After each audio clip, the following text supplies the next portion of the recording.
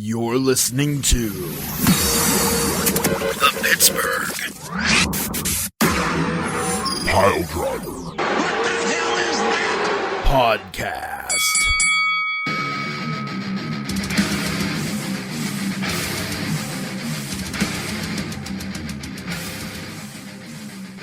In the cold, dark recesses of space, a form begins to take shape. The lower life forms of the galaxy once thought this great titan banished to the void. However, I knew better. Where lower species like humanity see victory, I see only the passing of time. Those who thought the World Eater was done in his conquest, they are the ones who have a worse fate in store for them. Humanity and life forms like it sleep easy at night. They cover themselves in their beds. They read their books. They drink their tea. They drift off to sleep. But I wait. I stand watch over the stars, and I wait. For humanity thinks they're safe. They think they're at peace. But again, I know better. I stand post and watch the heavens, because I know it is only a matter of time before once again humanity bends the knee and prays. Because I am the herald of doom. Because I come before the one who will stand victorious over all who defy him. Your doom is at hand, for the World Eater has returned, and nary a man alive can stop him again.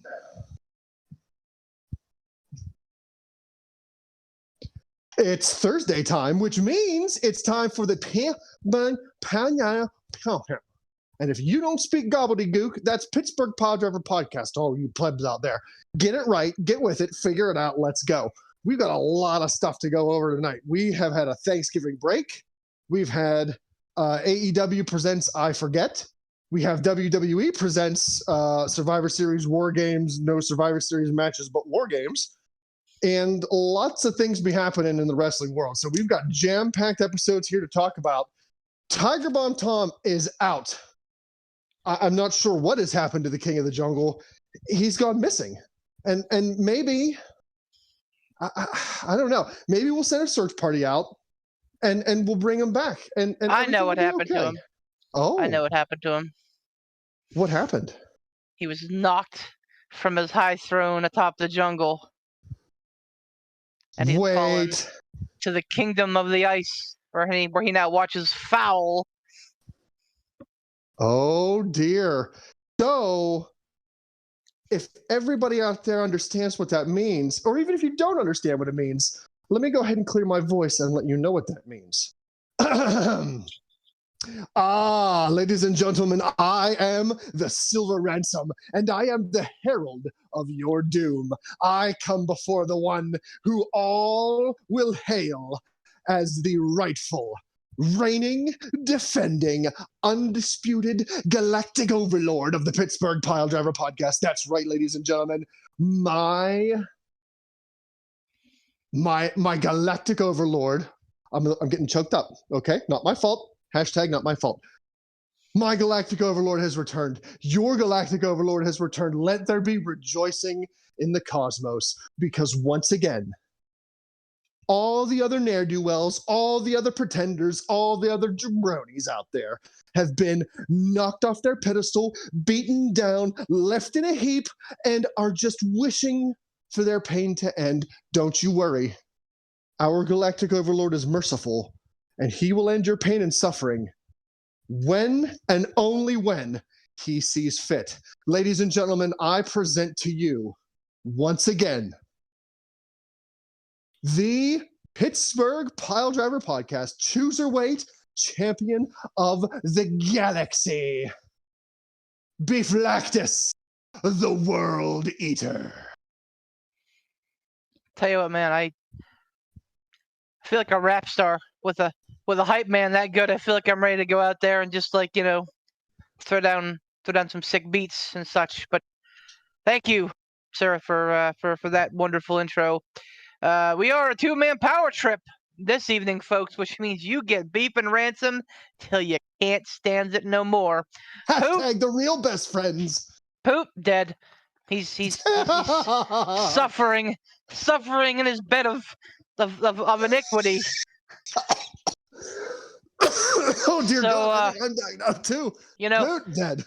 Send some T's and P's to him because he'll need them. Oh. But tonight, Beef and Ransom take hold, and we show you how this shit is done. Ladies and gentlemen, show you how the sausage is made. As my wonderful friend here mentioned, thank you for listening to another wonderful episode of the Pittsburgh Piledriver Podcast. Tonight, I think we're going to talk about some wrestling. What do you think, Ransom? Yeah. So we had two events since our last show, and those two events were the ones that have wrapped up the November-December Supercard. And September, yeah, man. So it's literally the fall mega card. That's it. There's no pay-per-views in December, is that right? Or at least none that we're covering. There is not. There is an NXT, what have you. But and I mean, I think that it's on the precipice of being important again. But I don't think it's there. Is it a takeover? Are they back to calling them that? Or are they not calling them that still? Oh, Lord. I don't know, I can't remember what they announced it as, to be honest. So I can't remember if they announced it as a takeover or if it was just a special event or something different. I don't know. A premium live event. I don't know, man. I'm regardless, it's we're almost there with that. But yeah, we're at this point we are still not discussing. But let's talk. So, for those of you who don't know, I went to school to become a teacher. So, of course, I put everybody's Chooserweight title standings in a report card. Ooh. Because that's how my mind works, is analytics, statistics, and grades. Myself, not to pump myself up too much, because Ransom's already done that wonderfully. You can brag. You're the Galactic Overlord. You can brag. It's an A-. So it was out of 102 points for the total of these three cards. A- for myself, 91. Like a strong finish helped me with that kind of a not the best start. Dave came in with a solid B with 84. At my fucked up school Clearfield, like they always 84 would have been a C. But in the real world, where it was real fucked up. In the real world, this is a B. It's a solid B. So good job, Dave. Almost, sir, almost. Then you have your C pluses, Tom and Poot. Respectable. 77, 76. Maybe they fell asleep in class a couple times, but they got the beats just fine. Ransom was 66, which is, copying his buddy's homework every now and again, and probably skipped a couple classes to play some Day of Reckoning. That happens. Listen. I've been there. We both been there. It's fine. You can copy my homework anytime. All right. Amber, by the skin of her teeth, with a 61, another D-. Like you're there. It's passing, but once again, came to fruition where she's doing real well, and then just chokes. And normally I don't. Okay, I do like to call people out, but I like to leave Amber alone because she's a girl. She may not know as much about wrestling, but I will. Oh. I will call her a fool every bit that I can. Oh, Because in the inbox of the P3 last week sat a message waiting for me. Hey, Beef, on Saturday, go Big Blue. So, Amber, no. you choked and you are a choke artist. I will never believe that you're going to win this title unless you start showing me something different. But she passes, barely. Then there's Pat. And then there's Pat. So, oh dear. An F is the lowest grade I can give. It's almost an incomplete. All right. So again, out of a possible 102 points, he scored 46. Oh no. 46. That's no. less than half. That is a terrible percentage, Pat. Terrible. Did he pick every match? He did. Stop it. Yeah, No, man. He missed a few. He left a few matches out. Nope, he picked every single match. He just didn't do it well, man. Oh no. Yeah. Well, and I'll tell you, the big swings were at the top were the War Games match. Dave bet on the Brawling Brutes, and I of course bet on the Bloodline because we the one. And I acknowledge our tribal chief. Dave apparently doesn't. Oh well. Hear that, Roman? Get him. So get him, boys. There's that. Pat and a lot of you guys put big points on the Elite to win their titles back, and that did not come to fruition. But what we got instead was better. What's better than seeing the Elite versus the Death Triangle one time? How about seeing them twice? What about 3 times? 4? 5? What? 6? What? 7? Yeah. In theory, they're in a best of 7 match series with the Death Triangle. And so far, 3 matches, 3 great matches. Well, 2 great matches, 1 pretty good match. Yeah, man, something special. So those are your cruiserweights. I wish. Chooserweight standings for the fall card.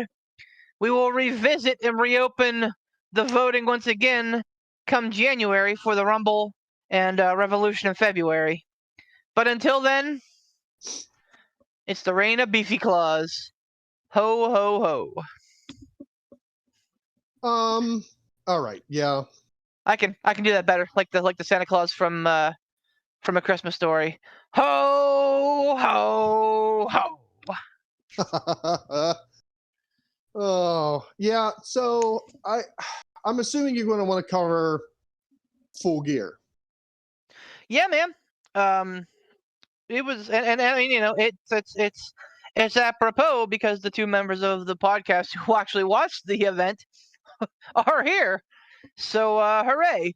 Yeah, I mean, I got to tell you, like, no surprise really, and I'm sure it came as no surprise to you once again, as a AEW pay-per-view connoisseur. Once again, AEW delivers. There's no question. No, there's no, and we've had some criticisms of AEW over the past with their backstage handlings and the behind the scenes things. But as far as content in the ring and on the television, I mean, they really just continue to hit home run after home run after home run. And I really don't have complaints about what I see from them, especially on the pay-per-views. Like I don't get a chance to watch the weeklies. I don't have cable. I catch clips here and there. But the pay-per-views that I watch, and I think I watch pretty much all of them. Ugh, every single one's a banger. Yeah, man. I spot on. Like a lot of people saw this whole gripe bomb as an opportunity to make a comparison to AEW Dynamite and like WCW Nitro in its waning days, as things Not kind of even close. unraveling. Nope. Yeah, and like backstage, all right, like yeah, there's definitely some things that need to happen. People need to be let go. People needed to be punished. People, you know, I mean, there's still a lot of like resolution yet to be seen. What Mm-hmm. happens with Andrade? He's out. I saw he got surgery, so he's gonna be out for a while. Mm-hmm. But like, what happens with him? He can't just go around and start punching people. It's not a fraternity party. Like, so you like, yes, and I mean, obviously they still have a whole bunch of people sitting on their bench, and we're just wondering, okay, well, what about X, Y, or Z? And like, yes, I understand that Dark and Dark Elevation are shows, and I also understand that nobody watches them. So, I mean, I think they get like 200, 300,000 views on YouTube or whatever. So that's not nobody, obviously. But compared to their television shows, it's exactly. not even a comparison. Which I think is kind of what they're on board for. Like, they're like, hey, we're not going to be drawing 1 million views in for Squash and Matchamania. Right. They just want to keep it spicy, keep it fun. And like, I've checked in from time to time. They're good matches. Commentary is always hilarious. Like Taz and Excalibur just fucking goofing. It's fun. Right. But like, my point remains that like there are still a lot of people that are sitting unused that people have questions about. And again, that's absolutely justified. But WCW in its waning days never had this kind of quality talent. You could make an argument that every so often a cruiserweight title match would go off like this pay-per-view did. Mm-hmm. But I mean, like, this is like full of those like one, or I guess probably 6 out of 10 cruiserweight matches that went off. Like, this was all good stuff. The only match that I really had a problem with was the Jade Cargill match, because I don't know, man. Like, I feel like I want to be a fan of Jade. Oh. Like, she has the charisma of The Rock. And I say that with no levity. Like, she absolutely commands the presence the same way that I saw him do it. Mm-hmm. She's great on the mic. She's got a great look. And yeah, I mean, she's killer. But like, she just doesn't have the in-ring stuff yet. So I guess my only complaint with her is that she probably should have been held on the sidelines a little bit longer to hone the craft. There was a period where I felt like she was getting better and like it was like quantifiable. But now it's kind of like that she's kind of sliding back down and I mean, Nyla Rose is pretty good in the ring. It's not very often I look at a Nyla Rose match and I go, what a stinker. And I mean, this wasn't terrible. It was probably one of Jade's best matches to date. But at the end of the day, like she just doesn't have it put together yet. And I think that once she loses the title and finally loses a match, maybe she goes on hiatus and kind of disappears and fixes some stuff. Okay. But like that match was my only real gripe on the entire fucking event. What about you? What did you focus on as like let me ask you this. What was the reason, like what brought you to the table? And then what was the thing that you left most memorable as? Well, I mean, what brought me to the table was the 2 matches that I was really invested in. Was the MJF Moxley match, and of course the Return of the Elite. Like, those were the 2 that I was really looking forward to seeing, and I had no doubt in my mind they were going to be phenomenal matches, and they were. And I'm sure we'll talk about both of those in detail later. But Most pay-per-views, I have what I rate as a shower match. Like if I could go back and know, like if I could go back and rewatch this pay-per-view, there's always at least one match that I'm like, oh, okay, now's where I go take my shower. This match is on, I'm gonna go take my shower, I'm gonna get cleaned up, get my jammies, get all comfy, and I'm gonna enjoy the rest of the show. And that match for me on this pay-per-view was the how do you freaking pronounce her name? Saraya? Saraya, yep. Okay. It was the Saraya match. I had low expectations for Saraya coming in. I was not expecting a knockout banger of a match. And I'm glad my expectations were low. Because while it wasn't a bad match, it was one of those where I don't need to go back and rewatch it. Like if I went back and rewatched the show, that's my shower match. I can skip it. The crowd did not really seem to give a crap about that match a few minutes in. Like the entrances were good. The crowd was all, hyped up. She came out. Crowd seemed like it was hyped. And, like everybody was going to be excited. But shortly after the match began, and I don't know if it was her. I don't know if it was the chemistry that she had with Britt Baker. I don't know what it was, but the crowd seemed dead.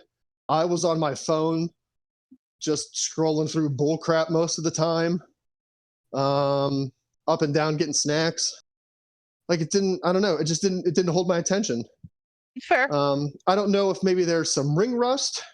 I don't know, maybe if she needs a couple matches to get the mojo back. I'm not sure what it is. What was your takeaway? What was your takeaway from that match? You know that I'm a page guy, that I've always liked Soraya's work, and I credit her for being like one of the driving forces to make the women's division, the Divas division, the women's division of WWE. So like there's that fondness there, but I mean, you're spot on here. The one thing I'll mention is this. Like the feud with her and Britt Baker was very personal. It was almost a blood feud, if you will. And if I'm not mistaken, I think Britt did do some bleeding. But like that match absolutely should have been more of like a knockdown, drag out, pillar to post, wall to wall, like insanity. And like you, as a wrestling fan in the know, a mark, if you will, or a smark, if you will.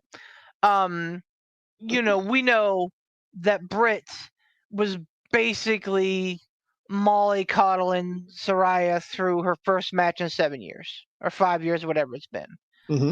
Like, and like, keep in mind that like before that last match, I think that Saraya was on the sidelines for another like year or so prior with another like concussion or whatever. So like, that. So I mean, even though it was only exit since her last match, really she hasn't had a lot of matches in the last 6-7 years. Period. Right. So what should have been this like very personal and like heated match was somebody, a veteran. I'll say this: Britt Baker acting like a veteran, walking somebody through the ring rust. Absolutely, there's some ring rust for sure. Like that was absolutely to be expected. And yeah, the crowd, I think, is a different discussion. Honestly, it was a weird crowd, man. Like they popped real hard at the beginning.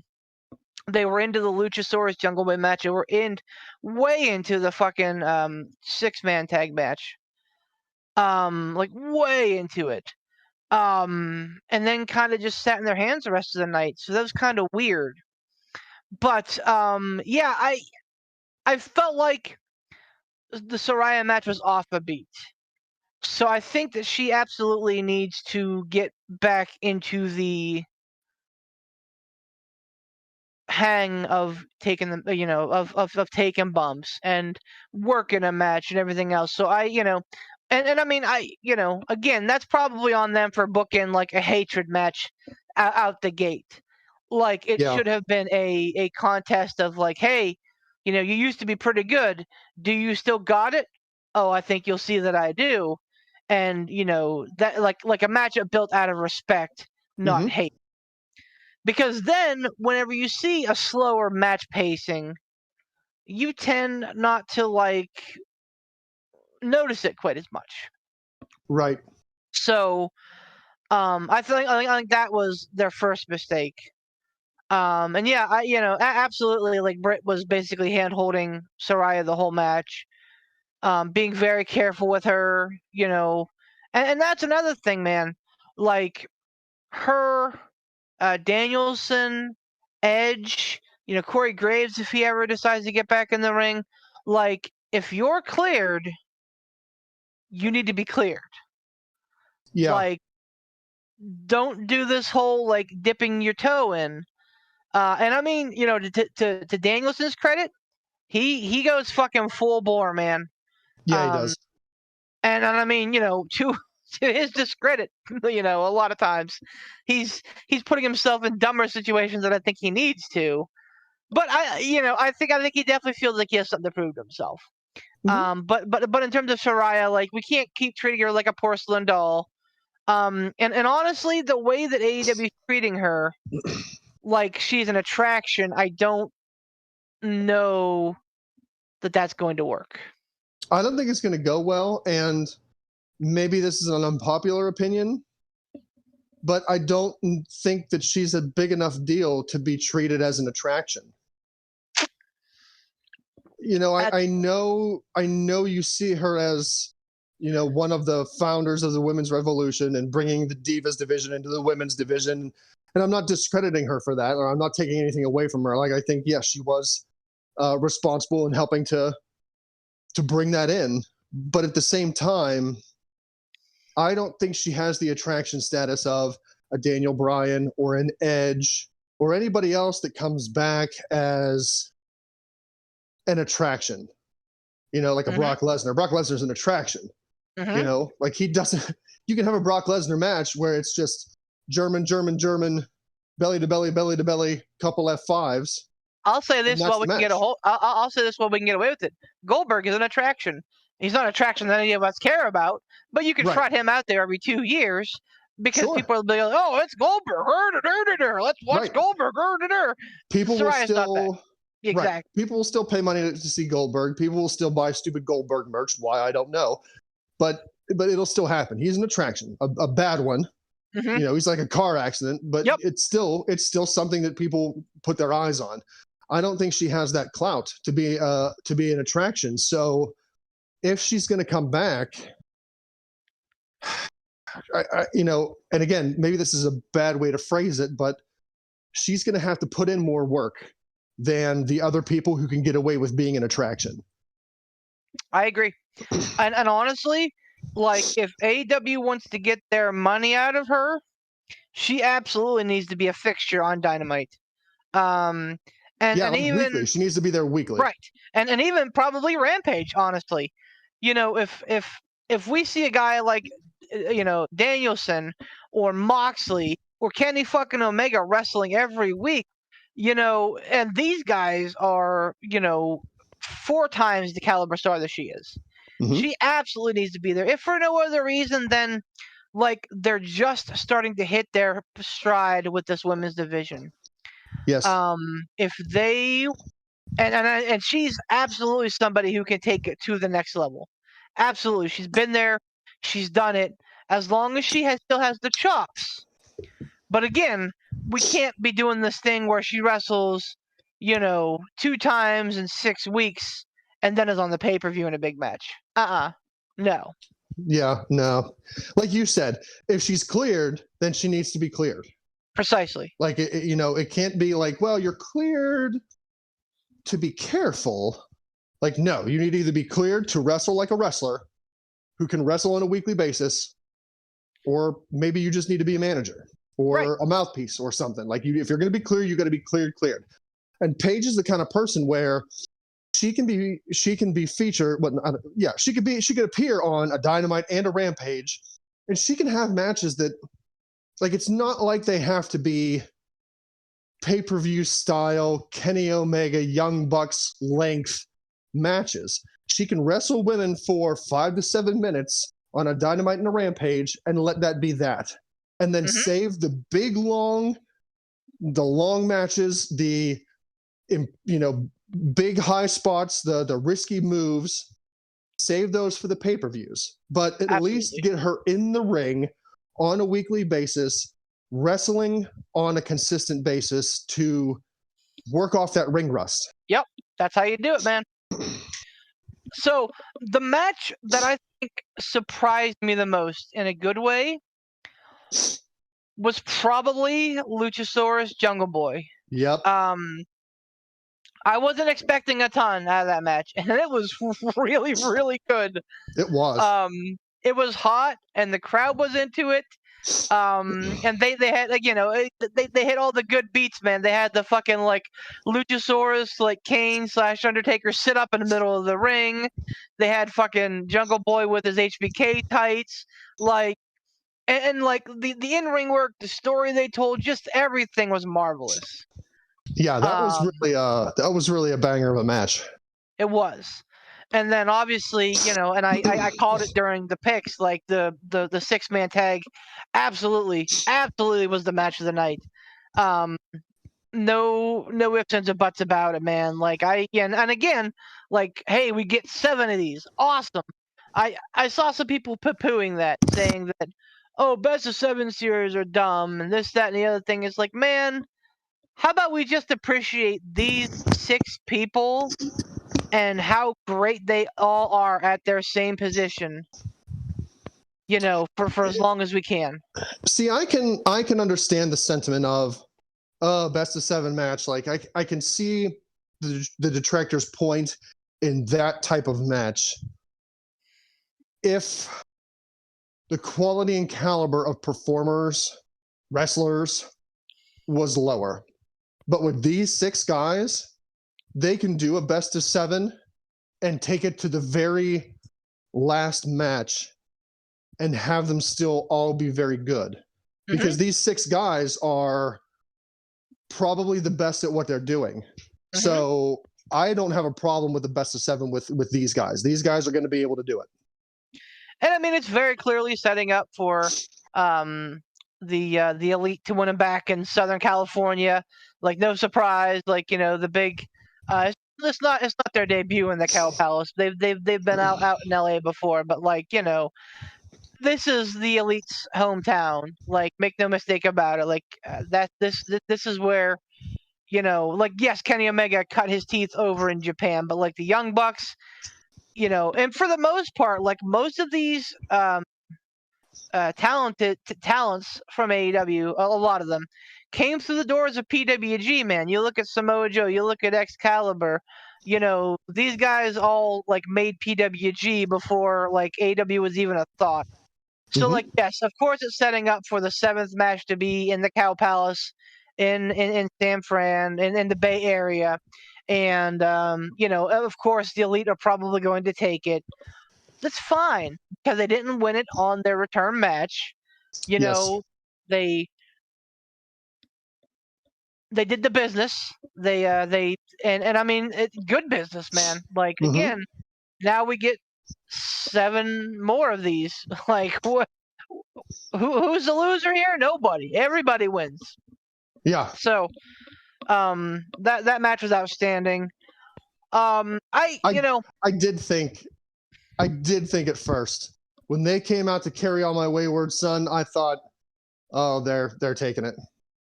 Like, they're going to take it. I really did. I thought they were going to take it the whole way through, just because Tony Khan was willing to pay the money to get the rights to that song. Oof. I mean, that could not have been cheap. No. I can't imagine that was cheap. Nope. And again, like the the people that hate AEW and the people that hate Kenny Omega and the Young Bucks and hate the Elite, a la Jim Cornette, had nothing but sour grapes about the entire match and the intro with the music.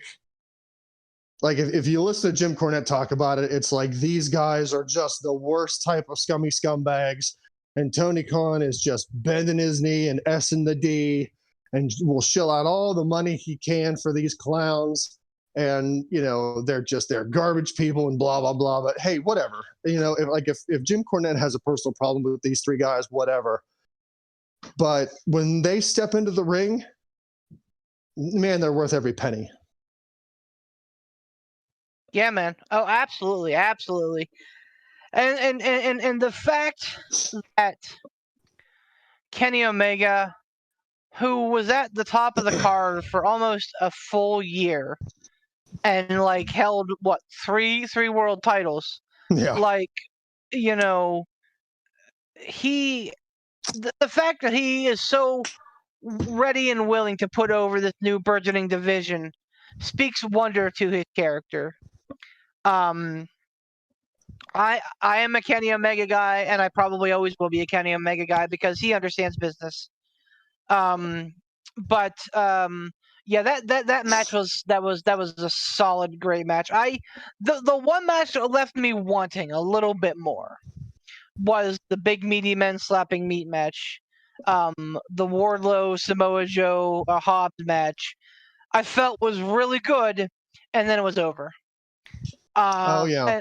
And I kept waiting for it to hit that next gear, and it felt like they were just getting ready to, and then boom, transmission drops out, and you're like, oh, so that, all right, okay, all right. So I hope it's so that they were just giving us the taste of Wardlow and Joe, because I think those two are gonna have some phenomenal battles back and forth. Oh yeah. But I mean, overall, man, and the main event was good. It wasn't great, but I think we talked about this in the picks too. That with Jon Moxley, you're not gonna get a 5-star classic. No, you're gonna get a he's match more of a brawler.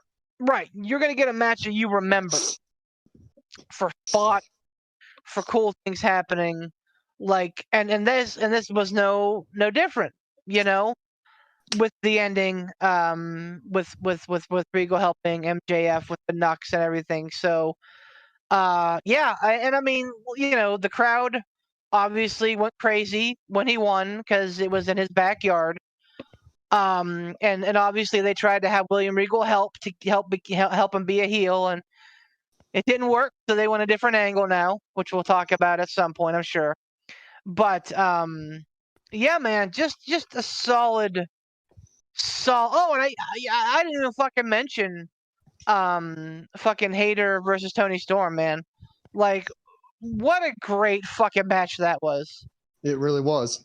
I've been waiting for the AEW women's division to pop off and have a really great match, and I think that was the first of many. I think that they finally surrounded the women in that division with equal parts. Mm-hmm. So I think that going forward, I think it's going to be a fun ride. Yeah, definitely. I think I think it only goes up. I think it's only going to improve, and we're starting to see evidence of that. Absolutely. And again, I think that a lot of it had to do with getting the right people in place. Mm-hmm. And I think that, that Tony Storm and Jamie Hayter are two of those right people. Not to say that Thunder Rosa wasn't. And, big news of her basically relinquishing the title. And now they're considering both Tony Storm and Jamie Hayter as honest-to-God full women's champions, which is great. Yes. I like that they went back and they retroactively did Tony's reign, too. That was a class move. But is Thunder Rosa still there? Is she just hurt? They haven't released her, or she didn't request a release, did she? No. Did she? Yeah. There was some sort of a dust up. After one match, apparently she broke either Britt Baker's nose or Jamie Hayter's nose, and was like, and apparently her and Britt have like real life heat. And apparently she was like, Oh, cowering in a bathroom, like hoping that Jamie Hayter didn't come and like kick her ass or whatever. So like there's some stuff to unpack there. I don't think that she requested her release. I don't think that there's going to be any like heat on her. I think that it was just something that needed a timeout. okay. I think that's there. I think that there is an injury. There is an injury as well. I don't think it's as severe as what they're making it out to be. They're just I using think that as an excuse to get her off TV for a while. let it simmer. Exactly. Okay. Exactly. All right. And again, she's one of the best in the game right now too. So when she comes back, hey, more power to the women's division. Mm-hmm. Because at that point, Saraya will have knocked off the rust. Britt Baker will continue to improve. Like like you said, it's literally only up from here. But yeah, man, I've been waiting for a women's pay-per-view match on AEW that I could point to and go, this is the start of something. And I absolutely think that was it. And honestly, I hope that we continue to get Jamie Hayter and Tony Storm for another couple months. Maybe even get us to Revolution with that. I'd be fine with that. Yeah. Yeah, definitely. And I mean, obviously, the turn with Britt Baker's coming.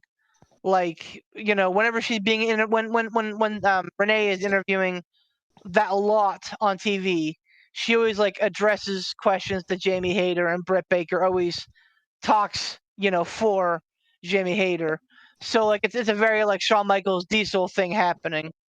So it's Okay. absolutely gonna pop off, but it may not be till Double or Nothing. Right.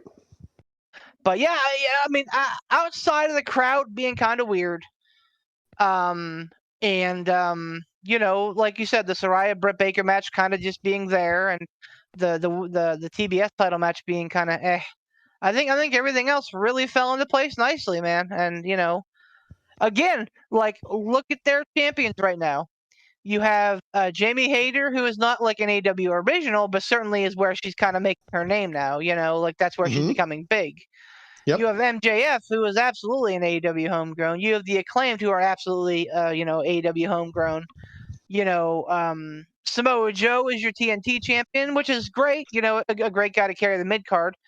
Orange Cassidy is the All Atlantic champion, and then you have Death Triangle as a six-man title, which again, they weren't born in AEW, but they absolutely hit their stride. So yeah, I mean, right now, like, is a good time that AEW is finally starting to like stretch its wings, and not just be, WWE version 2.0, or be like the cast-offs or the Impact jokes or whatever else. Like this is them finally trusting their in-house talent, I think, and it's it's a new era. Yeah, for sure. Well, before we move on to something different, though, speaking on that new era, I kind of want to get your feel on the Ring of Honor title match. Jericho's still the champ. Mhm. There were some dust-ups between Jericho and Sammy Guevara. Mhm. No surprise, Bryan Danielson and Claudio just, freaking on point the whole match. I thought it was a good match. I had no complaints out of it. I'm just at the end of that match, the question came into my mind, and if we would have been watching it live together, I would have, asked you then and gotten your take on it then. But how's your stance right now with Jericho continuing to hold the Ring of Honor championship? I'm fine with it, because I think at the end of the day, it's a business. And right now, Ring of Honor, their stock is down, and let's not kid ourselves here. Even before AEW purchased them, even before Tony Khan purchased them, their stock was down. they were absolutely the gateway to like the Fed. Guys like Punk, Danielson, Joe, all main evented there. Guys like Red Dragon, Adam Cole were absolute mainstays there. AJ Styles was there for a cup of coffee. I was going to ask you about AJ. Okay. So absolutely, that is a place where like this generation of talent was bred. That and like CZW, like Moxley did a lot of the CZW stuff. So like I think that those two places are absolutely responsible for a lot of what we're seeing now. But when you lose guys like Danielson, Punk, Joe, Cole, Lethal, fucking I forgot about Lethal. Yeah. Seth Rollins, the Tyler Black. Like when you lose those caliber of guys, like of course there's gonna be a vortex. And then like around like Impact was starting to come up, be on the come up. So they were starting to poach some talent. NXT was getting real hot. So they were like, oh, we'll just take all these guys. And then AEW, like when they started into the full honestly, and they were like, yoink, Ring of Honor was left going, whoa, what the fuck are we supposed to do? Rub these two stones together? Mm-hmm. They were working on a women's division that was very respectable. That may have been the best thing going before the purchase. But bottom line is, like, their stock was at an all-time low, I feel. So how do you fix that? You can't go and get a TV contract when your stock's at an all-time low. Right. You have to repair that. You have to get guys who have name brand notoriety. Guys like FTR, Samoa Joe, Chris Jericho to hold your title. You have to get pay-per-view buys in order to convince networks to say, look, people care about this. People care about it to watch, to pay to watch. Let's get a show. You have to have something to be able to take these network execs. And that's exactly what Chris Jericho is going to do. Chris Jericho is the guy who's going to get people to buy Final Battle. Will he lose to Claudio at Final Battle? Maybe. I don't know. It's possible. I like Claudio with that belt a lot. So like I hope he does. But again, it depends on the timetable of all the moving parts. Okay. But right now I think that Jericho is a great guy to handle that brand, hold that title. That way you can say, hey, order the pay-per-view. We have Chris Jericho as our champion. Order the pay-per-view. You'll see Samoa Joe, fighting somebody. You'll see FTR defend, in a tag team title match. Like, they have the pieces in the right place to sell tickets, to sell buys.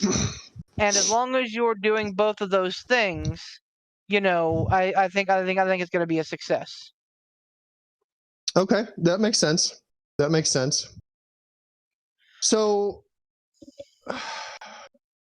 let's talk a little about Survivor Series. Yes, let's. So that was War Games. There was no real traditional Survivor Series match. The Survivor Series matches this year were the War Games matches. Mm-hmm. Before we talk about the actual event itself, since you saw it, what's your feeling on that now? Because I think wasn't one of your criticisms beforehand the fact that there weren't any traditional Survivor Series matches at a pay-per-view known as Survivor Series? It was. But before we talk about that, I know, and I'm kind of, pulling the curtain away, pay no attention to the man behind the curtain. We were going to have a special guest for our second show, but luckily our special guest has dipped in in this show as well. Ladies and gentlemen, I give to you Mr. F- himself, the mid-card maniac, Pat. Hi, Pat. No. We were just talking about some wrestling. You want to talk about some wrestling? I would love to talk about some wrestling. Great. I can't wait to hear like our earlier part of this show, and that introduction makes sense for you. To answer your question, Ransom. You know, I'm still a little bummed that there wasn't at least one traditional Survivor Series match. I don't know who it would have been. I don't know where you would have put it. I don't know like how they would have fit that in time wise, because honestly, the pay-per-view went off pretty well. I'm sorry, the premium live event went off pretty well. So like there are certainly like some juxtapositions that would need to happen. Mm-hmm. But I'm a little bummed that there wasn't at least one 5-on-5 traditional Survivor Series match. Okay. That being said, I feel like two pretty incredible War Games matches happening more than made up for it. Okay. All right. That's good. That's a good take on that. I think this is probably the first time we're discussing it with Pat. I don't know that any of us talked with Pat about his feelings about this before the actual show itself.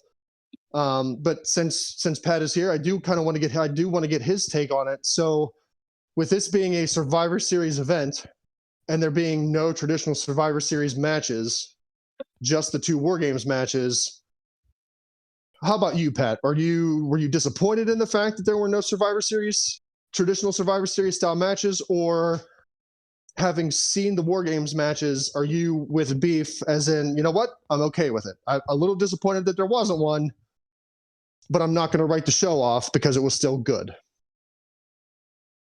Yeah, I'm right up there with beef on that one. I mean, it was Survivor Series, so I did expect to see at least one traditional Survivor Series match. I know in the past, there have been Survivor Series events where there hasn't been a Survivor Series traditional match. But again, even though there wasn't one, which is kind of disappointing, I did get to see the two War Games matches, and they definitely made up for it. Okay. And I mean, we're still getting the 5-on-5, variety there. Like, Yeah. It's just a different flavor, Mm-hmm. My question is, does this become an annual thing? Like, does Survivor Series now become the de facto fall brawl? Where we get War Games every year. And will they take the Survivor Series name out of it and just call it War Games? Oh, that's another wrinkle. I honestly, I don't think that they'll just jettison the Survivor, because I mean, there's, that was one of the original big four, right, and then there's so much history attached to it. So let me ask you guys this then: would you prefer, in your own perfect booking world, would you prefer there to be a Survivor Series premium live event? I'm going to keep calling it pay-per-view because that's what's going to be stuck in my pea-sized brain. Would you be happy to see a Survivor Series pay-per-view and a Fall Brawl War Games pay-per-view, or is that too much? Is that too much to happen on a yearly basis? What would you like to see happen? I don't think it's too much as long as you space them out. Okay. Like, do Survivor Series, like, you know that's coming in November. That's when it happens. You know that's when it's going to be. And then, like, after WrestleMania, come, like, May-ish, maybe do a War Games then. That way they're, like, 6 months apart. Okay, so we'd scrap the Fall Brawl War Games and just have a pay-per-view itself called War Games, and have it happen like the opposite end of the year of Survivor Series. Yes. Okay. All right. Beef, what do you think? So I think you have to be careful with the timing, because the way that the year is structured, like the Elimination Chamber happens in February. That's pretty much going to be like a standout that happened. That's going to continue to happen. Fine, whatever. Like that's the one pay-per-view I don't hate being centered around a match type. Like I'm fine with that. So like I don't think you can get away with doing them that close. So like I think that fall's a perfect time for the War Games. Plus, you have that, you have that you can lean on. It's a fall it's a fall tradition since 19 fucking dickety 6 or whatever the fuck WCW did the first one. Dickety Like 6. you heard me. The Germans stole our word for 60. Oh. But like I don't know, man. Like, I'm fine with War Games happening at Survivor Series.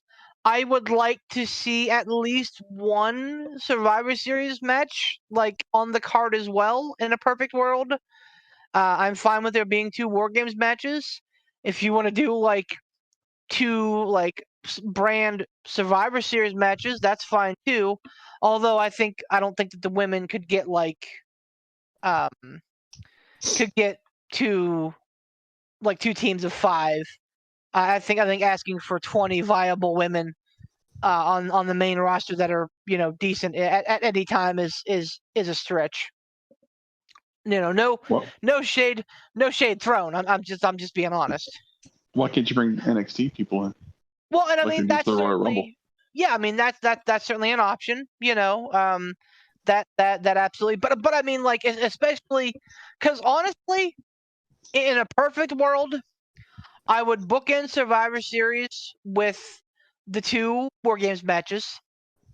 I would have, Intercontinental versus United States title. If they break apart the main titles, I'd have those 2 competitors go head to head. And then I'd have a traditional Survivor Series match in there. Or 2 if you think you can sneak in enough women. But like I honestly like the brand versus brand thing. I thought that was kind of a clever aspect. And like I thought the bragging rights was a shit pay-per-view, but I think that taking place at Survivor Series was kind of fun. So do you think the combining Survivor Series and War Games would work better if there was a very clear, defined break in the brands? Well, so, do they still, I can't even keep track anymore. Do they still have like a Raw roster and a SmackDown roster, or is it pretty well blended at this point? Ish. I mean, you have guys that you're going to see on SmackDown and only SmackDown. Guys you'll see on Raw and only Raw. And like, big names, Roman Reigns, Bloodline will kind of bleed between as they need to. I think Rollins has been kind of back and forth a little bit. I don't think that the War Games needs to be like brand supremacy. I think that that's better suited for like a Survivor Series 5-on-5 match. Yeah. I think that War Games absolutely can still be like blood feuds that need to happen in confines of War Games. Yeah, I see Survivor Series more of a Raw versus SmackDown type match at this point, where you could throw 5 random Raw guys together and 5 random SmackDown guys together and have a Survivor Series style match. But I feel like War Games, like you said, War Games is better suited for like stable versus stable, or like these guys feuding with these guys, whether or not they're in or out of a stable. You have people on each end who have been feuding with each other and are now on a big team, battling it out. I don't think the randomness works as well in a War Games style match. Absolutely. As it does in a Survivor Series style match. Like Survivor Series, you could take 5 random guys and throw them on a team. War Games, you need to have people on side A, whether or not it's an entire faction or it's just people who are on side A feuding with specific people on side B, and now they've all teamed up in a cause against their other feudees or feudettes or whatever they are. Absolutely. And I mean, like, I think that we've been conditioned as of late too to like not expect title matches at Survivor Series. So that's why I think that the champ versus champ thing works wonderfully. And like I absolutely think that they need to keep the tag team titles unified. But like the main title, I think that they can like split that and have like champ versus champ, have mid card champ versus champ, and like I said, like have maybe even a Raw versus SmackDown women's match too, and then have Like that's the thing. If you're gonna have a women's war game match, you don't necessarily need to have a women's Survivor Series match. Like you. Well, I mean, that's So I'm saying like a title versus title, not title versus title, Right. like Raw champ versus SmackDown champ match. Right. If they're not involved in the war games, I think honestly, war games should be like your focal point going forward, and I think that everything else should be secondary, including like your title A versus title B, your mid cards, your women's title, whatever. I think like the war games, if done right, they should be the focal point of Survivor Series going forward. Okay. All right. So instead of splitting up in two different pay-per-views like Pat was thinking, you're more along the lines of let's have a Survivor Series where you have Survivor Series style matches and War Games matches all in one event. Right. And I think that I would quantify, I would say one Survivor Series style match. In theory, Raw versus SmackDown, but hey, if you got a good feud, but I mean, again, like having two good 5-on-5 feuds at the same time is tough to do. Sure. That's why I'm like, having like that blood feud in the confines of War Games, and having like your SmackDown guys versus Raw guys on SmackDown versus Raw Survivor Series match, I think would work out well. Okay. All right. So War Games, this pay-per-view in and of itself, Survivor Series War Games. What's your overall takeaway from this event? What do you think, Pat? I enjoyed it. It was actually my first time actually watching a War Games match. Because I didn't understand the rules at first, but then like once I watched the first match, I'm like, oh, okay, now I get it. This is good. This is a really, really cool concept. Could have done without Ronda versus Shotzi. Like, yeah, I think everybody probably could have. They can't all be winners. Yeah, I would say probably like that was the Ronda versus Shotzi was my shower match for this event. If I knew then what I knew now, when that match started, I would have said, okay, shower time, gonna go clean myself up, get ready for the rest of the event, freshen up. I don't think I had high expectations for that one. Like I wasn't expecting it to be a banger of a match, and I'm glad I wasn't, because it wasn't. And I don't know the reason for that. Is it because Ronda and Shotzi didn't have a lot of chemistry?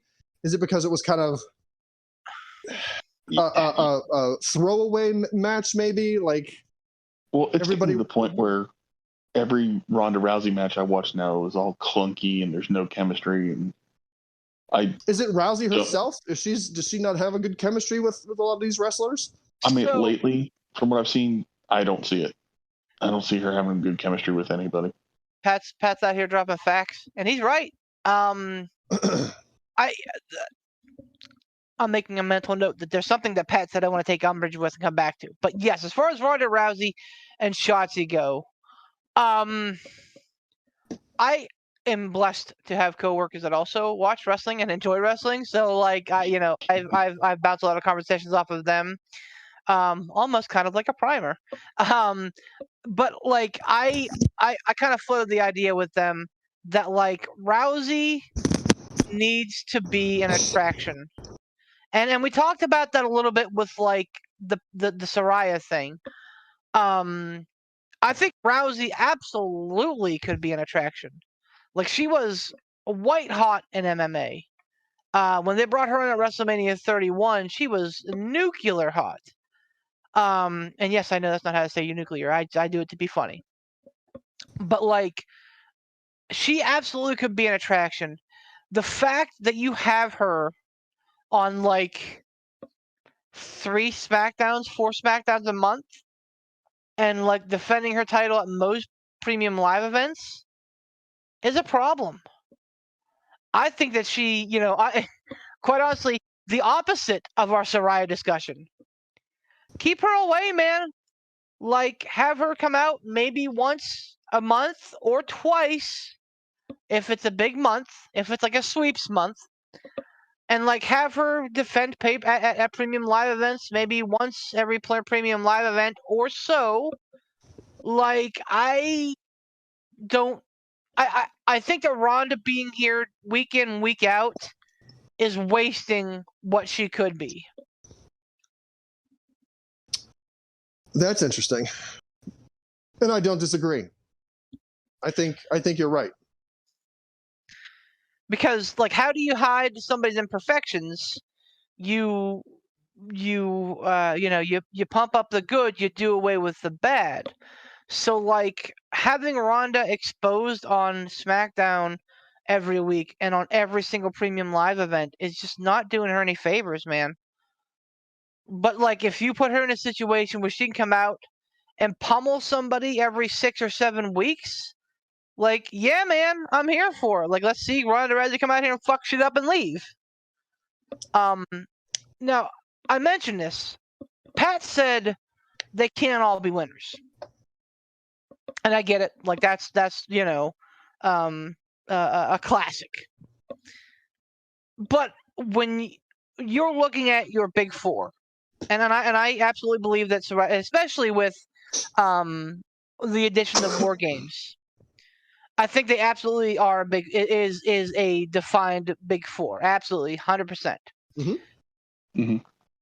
I think that you have to trot out your best of your best. So I think that they all should be winners. And if you had any hesitation with having Shotzi and Ronda do anything that was not a stinker, you have Gunther waiting in the wings that can put on classics with anybody. Yeah. Ricochet, same thing. Oh God, why can't I not remember his name? Oh man, all I'm fucking coming up with is Andrade. Oh fuck. Are you thinking about Mustafa Ali? No, I'm not thinking about Mustafa Ali. Poot would know this. The other like the guys that came up from NXT on SmackDown here recently. Aleister Black's wife is with them. Zelina Vega. Damn it! I can hear his entrance theme in my head. Legado del Fantasma. You can have him, like, he's out there just waiting to do a fight. Like, there are any other number of great matches that you could have put on the card that weren't Shotzi versus Ronda. So I don't know why that match went on there. It didn't make any sense to me. Ronda Rousey, and again, this might be either an unpopular or a wrong opinion. Feel free to correct me. But Ronda Rousey, to me, strikes me as the type of person where she needs to have the right opponent as well. Ronda Rousey is not a technical wrestler. Nope. She came from MMA. She's a brawler. She's got submission moves, yes. And she's got brawling moves, yes, but she's not a technical wrestler. She's not a traditional professional wrestling's wrestler. So I think you need to have the right opponents for her as well. Same with Brock Lesnar. Like, Brock Lesnar is a brawling guy. He's going to throw some punches. He's going to toss you around the ring. Like, he's going to give you all the suplexes in the world. So you have to have the right people face wrestlers that are attractions like this. And I just don't think that Shotzi Blackheart, and this isn't taking anything away from her, but she's just not the right type of opponent, in my opinion, for Ronda Rousey. I don't know who the right opponent is with the current women's division that they have. I tell you what would have been a fun match, and they were so close. The runner-up in the Battle Royal that Shotzi won for number 1 contendership was Shayna Baszler. And yes, Oh, I know my. that I know that Shayna and Ronda are like BFFs in real life, and I know that they're BFFs on screen right now. But I mean, like we talked about earlier, like having 2 wrestlers go out there who like each other and respect each other, that's okay too. The Mhm. problem is that they're both heel. Like you do that, you put the crowd into a place where they have to choose a favorite, and then you have you have the chance of something backfiring, and Yeah. like plans that you had laid for somebody to be like a heel in the future kind of going by the wayside. But I really think it would have been a fun match to see Shayna versus Ronda, and like I think that would have been a Survivor Series worthy match. Yeah. Yeah, I agree. I'm waiting for them to pull the trigger on that. But like you said, they're both heels at this point, so the safest bet is to wait until you turn one of them face, and then they can have a barn burner of a match. Because I think Yeah. it really would be. I think those two would complement each other well in the ring. I think Shayna Baszler would be able to hide any imperfections that Ronda Rousey has. And I think they'd be able to make a match that works well with both of them look good on the screen. I think that you'll see that I think that this is where this angle is going. They just don't have like the staff, honestly, on SmackDown to like bridge the gap right now. Okay. But I think that we're gonna see, Shayna eventually get turned on by Rousey. I would keep Rousey heel. Absolutely, I'd keep Rousey heel. Yeah. And then have Shayna beat her. Maybe even a WrestleMania. That could be what they're angling for, honestly. Tis the season where WrestleMania plans start to kind of be laid out. Yeah. That's a good point. Speaking of the Brawl for All, please no. Speaking of the War Games matches, I really was left extremely happy with the men's War Games match. I thought that was done very well. I think the story that it tells with the joy that you see on Sami Zayn's face, how much effort he put in to trying to win over any doubt within the bloodline that he was with them. Pulling who was it, Jimmy? Was it Jimmy that he's always having a problem with? Mm-hmm. Pulling Jimmy out of the way. Or no, I think it's Jay. Jay's the one that Jay is the one that hates him. Okay, so having him first off in that match instead of Jimmy going to the ring to help out Jay, Roman sends Sami in, which was like, that got a big crowd reaction right there. Sami Zayn pulling Jay out of the way of that incoming attack from I can't remember who. And then, at the end, off of the stunner, instead of breaking up the pin, Sami Zayn grabs the referee's arm and prevents him from counting 3. And then at the very end, you see him deliver the Halula kick, letting Jey Uso make the pin off of the big splash, and the big embrace that Jey Uso gave to Sami Zayn at the end of that match. Whatever happens with the breaking up of the bloodline, whether they turn on Sami or Sami turns on them, they have set this up so well as a storyline emotional roller coaster that whoever turns on who, it really has all the perfect setups to be just an emotional heartbreaker. Like, people are going to look at whenever the turn happens, it's going to be massive because they've done such a good job of building up the emotion in all this.